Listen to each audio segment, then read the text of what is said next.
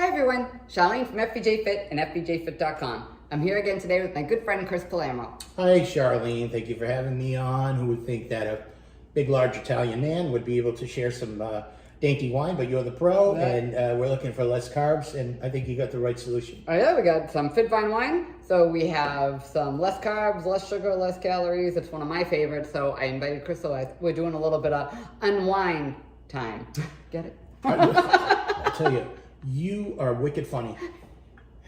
And, you know, I want you folks to see that we have quite a spread here. A couple of crackers, a little bit of cheese. Just to get him in the mood. I just brushed my teeth, and it's kind of weird. It's like having orange juice after you brush your teeth. You can take your life in your hands when you do that. Oh my God, right? Watch out for her. She's dangerous. I'm pouring while he's in. I mean, we're using the mini bottles because we've already sampled the white, so we're already a glass. So It's kind of early. Keep that in mind. I know we're like onto our mega. My cheeks and nose are red. Don't just look away, everybody. It's 5 o'clock somewhere. That's right.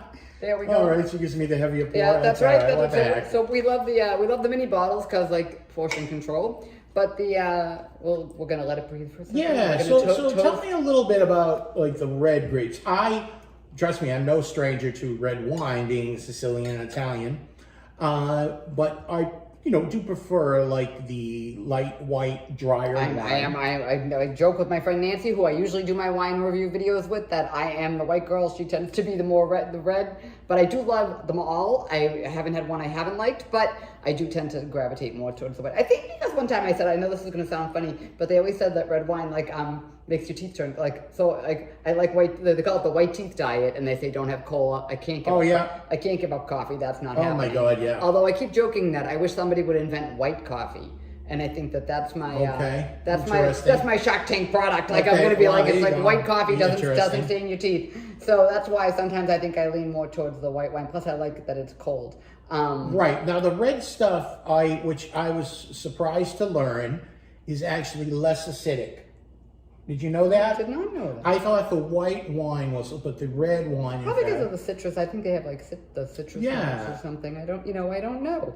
But this is Cabernet Sauvignon, and I know this is, like I said, this is from one of the little bottles. Now you may not know, but Chris is actually the one who I started doing some filming work now here in Boston. We call it Hollywood East because there has been a lot of filming going on, and it all started when my friend Chris, who has done a lot of things, he was in The Sopranos. In case you didn't know that. It was, episode 81, season 6B. It was called Chasing It.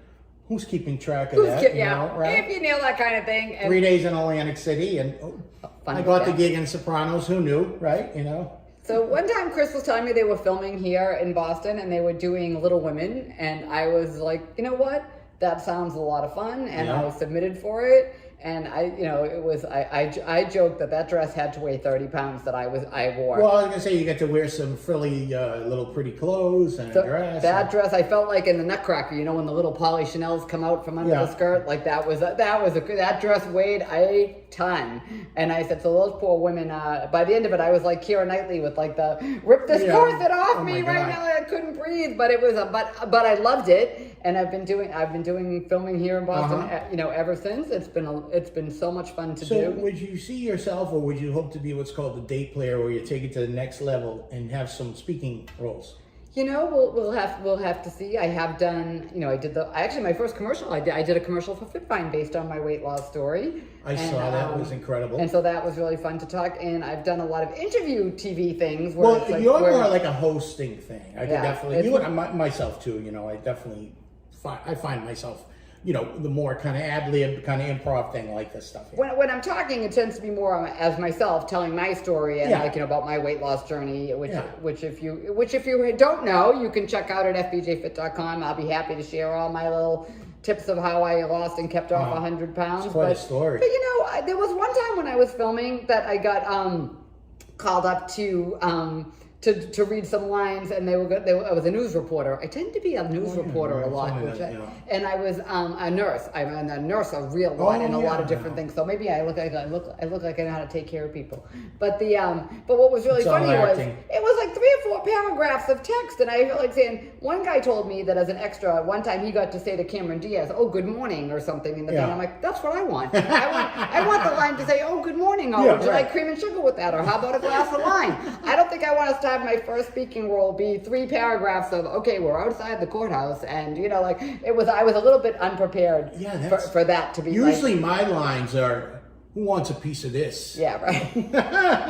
So I think I could do something like more simple. Okay. But if you've thought about doing background work, it is a lot of fun, a lot of work. I think that people like I heard somebody there was a clip that they showed on Twitter, and it was they were focusing on the background person, and then somebody commented, "Oh, that's just a lowly extra." And I wanted to write this whole response to this saying, "Have you ever done background work? It is grueling, grueling work. Hard, long days. You work really hard. A lot of it is the waiting around, and holding. I'll try some of this. But I've met some fantastic people, and I've had a lot of fun with it. But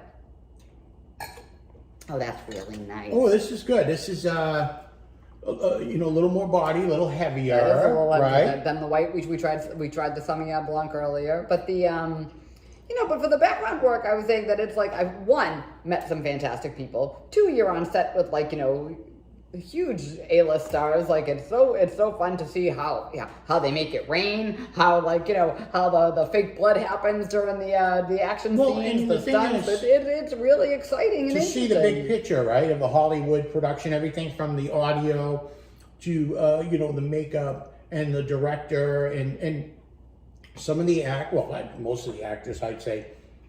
It's a real talent for them to.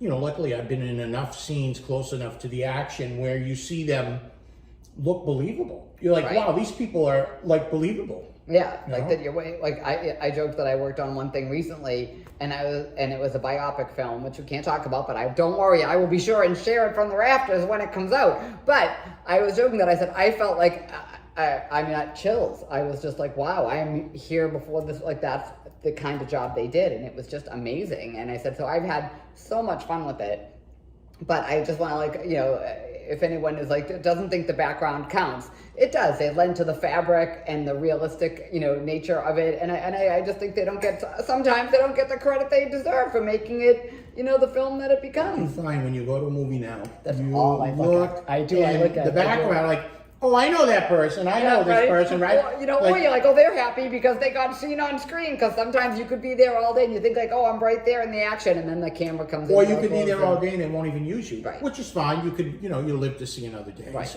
It's been, and I've done now, I don't know, 20 films and TV shows, and all thanks to Chris. And so it's at least it's been. Has it been about 20? It's been we slowed down a little during the pandemic because filming kind of shut down for a little bit, but. While you have a sip there, I'll tell people, it's funny being a background actor and extra. I've been about 40 plus movies. A lot of it it's so funny. It's kind of a shallow business where your picks, especially unholy on the way you look. That's true. In fact, when Chris told me about Little Women, he said it was costume specific, whether you fit the costume. Sizes, whether you fit the costume, so. In no other business, it would be considered discrimination, right? So someone would, for example, a casting call would come in and it would say, I need a large, menacing Italian guy with a mustache, balding. And, that's fine. I have no problem with that.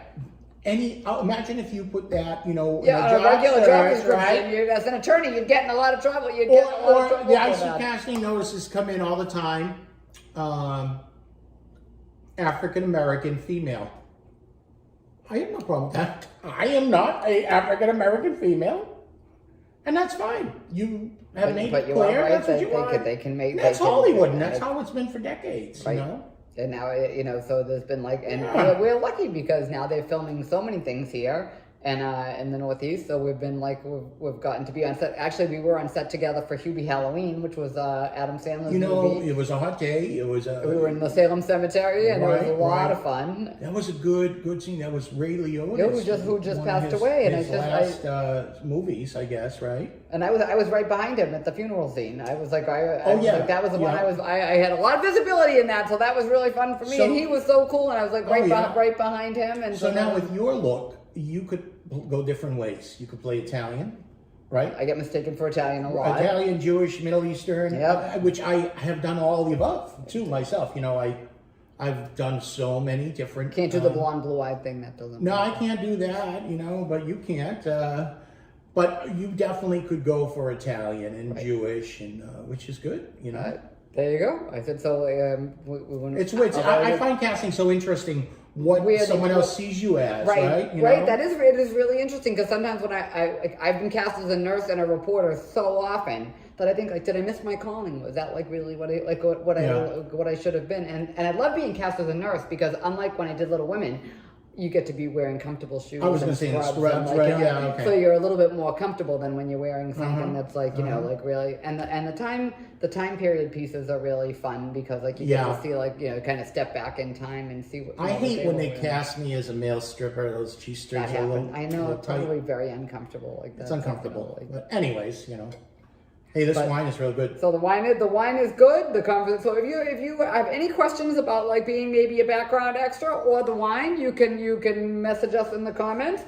That's it. You can follow me at FBJ Fit and FBJFit.com. I'm at FBJ Fit on Instagram, and I hope you'll like and subscribe. And you can check out Chris. Try me at Pizza Makers, my my web series, which is really good. PIZZER Makers. You've made pizzas too in the past. Yep. So I know you've 12 years at Papagino's. Look at that. I love Papagino's. I said, I worked there for so long, and I said, but it gets hard when you've made your own pizza, and I'm sure you feel this way. When you make your own pizza as long as we have, when you get pizza from any place else, you're like, wow, it's good. But I would have made the crust a little thinner, or I would have cooked it a little bit longer, I would have cooked it a little bit less, I would have put a little bit more cheese on it. So it is really difficult for years to be able to make your own pizza. Your sauce is legit too. Yeah. I think it is. Yeah. When it was family owned, for as long as it was, I said, it really was and you could make it, and you made it yourself. What do you do for pizza around here? What do you like for pizza now? I haven't had pizza in a really long time. I make my own. That was a taboo question for Charlie. I make my own for the kids. I almost caught her off guard. I said I have done a few. I've tried the cauliflower crust. I've tried. How was that? I will say I've gotten it in some restaurants that it's very good, which makes me question what's actually in it because when I've tried it at home, it's hit and miss. I did like the Chris and I actually did a video on how to do a quinoa pizza crust. You can go you can search for that video. That actually I thought that came out. That was good. That was had some nice taste to it. Right for what you never really know. And pizza is one of those things. I get mad because I joke that before I lost 100 pounds. I joked that I was on the Atkins to Weight Watchers plan, and I tried everything, and nothing seemed to work. And I said, but I get angry when I see commercials that are like, oh, you can eat, this cheesy pizza bread world we live in, and they tell people everything they want to hear, that you can eat that. And I'm like, yes, if you had the ability to have a slice of pizza, but I don't have that ability. So I know that about myself. If I have a piece of pizza, I'm having 4, 5, 6. And I will keep eating. There's nothing wrong with that because that's natural. That's normal. I hear it. That's why you said it's good to eat those lower carb.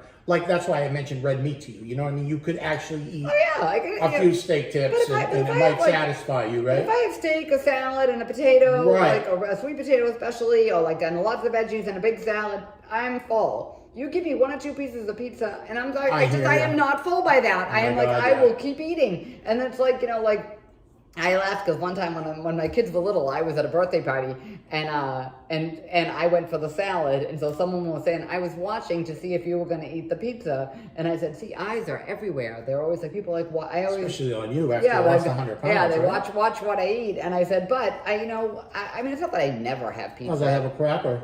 You want a cracker? No, I do not want a. I'm having the wine. The FitVine Wine is my treat. So that's how that is. But so I pick and choose. I pick and choose what I have. Mm-hmm. And if you want to try the FitVine Wine, you can check that out at fitvinewine.com. I just wanted to show that real men, drink FitVine also. And I wanted to convince Chris that it was a good alternative. It really is. It's got a lot of body to it. I had to promise him that I would try cigars and whiskey.